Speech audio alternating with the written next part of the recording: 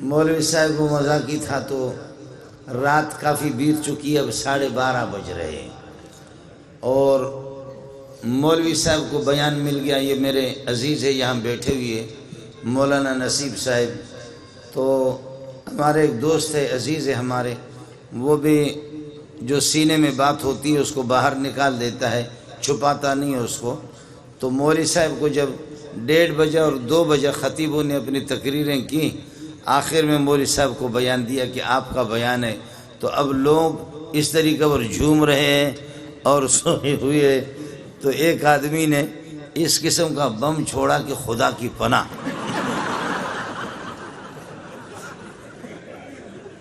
یہ حضرت چونکہ موجود ہے آپ اس سے پتہ بھی کریں۔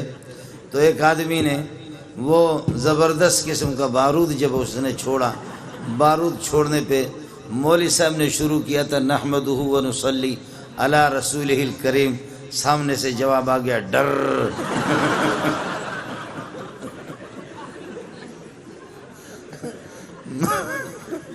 مولوی صاحب چونکہ میرا عزیز ہے تو یہ حضرت بیٹھے ان سے پتہ کرو۔ تو مولوی صاحب نے کہا میں نے تقریر ابھی تک شروع نہیں کی ہے، پہلے سے تم لوگوں نے حرم بجانا شروع کیا، اس لیے مولوی صاحب کہتے ہیں مجھے لگتا یہ ہے میری تقریر آپ لوگ برداشت نہیں کر سکیں گے۔ وآخر دعوانا ان الحمدللہ رب العالمین۔ مذاق کر رہا ہوں آپ سے،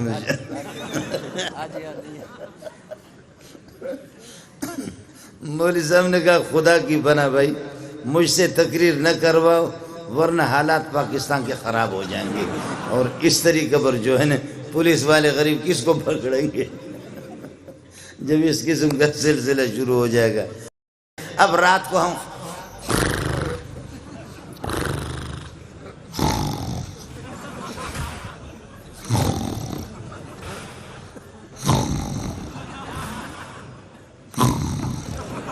خدا کی قسم، اور وہ ایک موٹا سا، اس موٹے کو چارپائی، سندھ میں جو کوئی مہمان آتا ہے تو چارپائی بھی اس کو سلاتے، چارپائی بھی اس کو باہر سلایا گرمی کی وجہ سے۔ اب جب اس نے حرم بجانا شروع کیا تو ایک چھوٹا سا کتا جس کو ٹیپو کہتے ہیں نا، ٹیپو ٹیپو ٹیپو کتا آ کر کے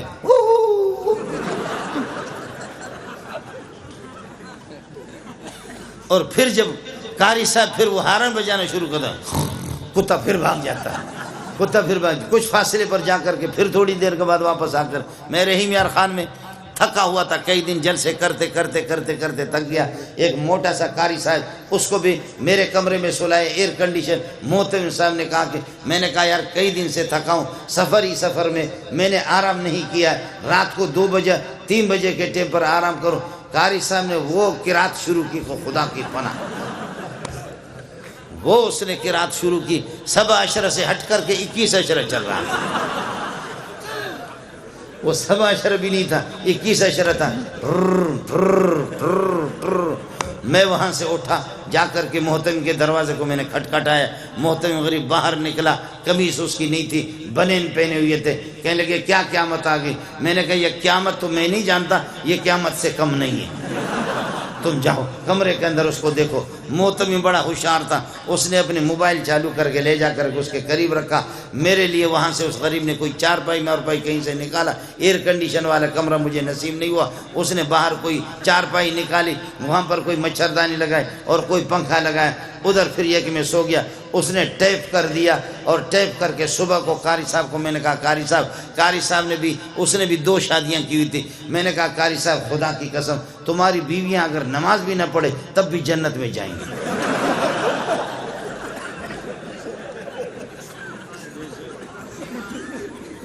میں تمہاری بیویاں تو جنتی، کہتے وہ کس طرح؟ میں نے کہا اس ٹھر کی ہوتی وہ کس طرح سوتی؟ وہ بیویاں اور بچے ایسے جو تم نے ٹھر شروع کیا وہ کس طرح؟ کہتے نہیں میں کوئی ٹھر نہیں کرتا۔ محتمم نے موبائل کا بٹن لگایا، کہا یہ ہے سر، یہ آپ کی رات والی قراتیں جو آپ تہجد میں پڑھا کرتے ہیں۔ آج بھی آپ دیکھو ہمارے شیاطین کو، عمر کا نام لے لو، اور آپ کو یہ بتاؤں جن کو احتلام ہو رہا ہے وہ یہ کر دیں رات کو والسماء والطارق پڑھے، والسماء والطارق کے بعد قلم کی ضرورت نہیں، اپنے ہاتھ سے ادھر لکھو عمر عمر لکھو، اور یہ کہ اپنے ناڑے کو مضبوط باندھ کر کے شلوار کے اندر کرو۔ آپ کو احتلام ہو گیا تو مولوی منظور کو فون کر لینا، کبھی بھی احتلام نہیں ہوگا، شیطان ان پر چڑھتا ہے۔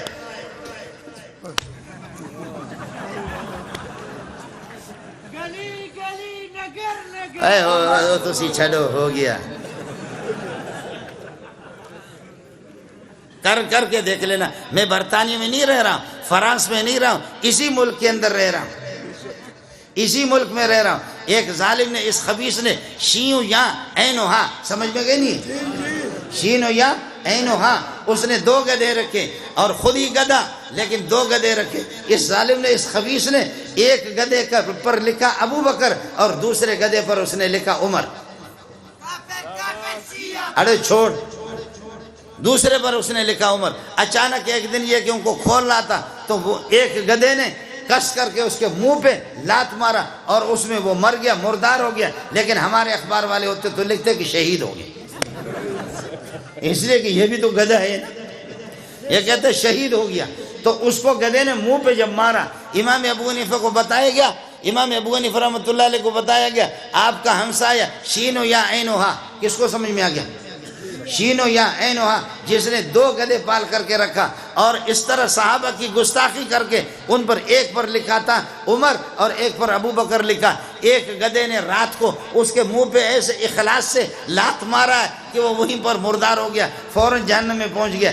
امام ابو حنیفہ نے فرمایا میرا ایمان ہے، مجھے یقین ہے، جا کر کے پتہ کرو اس گدھے نے اس کو مارا ہوگا جس پر اس نے عمر لکھا ہے، جا کر کے پتہ کر کے معلوم کر لو کہ کس گدھے نے مارا ہے، جس پر عمر لکھا ہے اسی نے اس کو یہ کہ مارا ہوگا۔ چنانچہ لوگ گئے، معلوم ہو گیا کہ جی ہاں اسی گدھے نے مارا کہ جس پر اس نے عمر لکھا تھا۔ کاش کہ عمر زندہ ہوتا تو تمہاری کھال اتار دیتا۔ نیند تو نہیں آ رہی؟ فرمایا کہ عمر، اور حدیث میں آتا ہے کہ جس وقت اذان ہوتی ہے تو شیطان یہ کہ بھاگ جاتا ہے، یا پھر وَلَهُ زُرَاتٌ، شیطان ٹیٹ مارتا ہے، تپختہ کے سوائے تیزونا، یہ حدیث ہے، یہ بخاری ہے، یہ مسلم ہے، یہ میرے نبی کا ارشاد ہے۔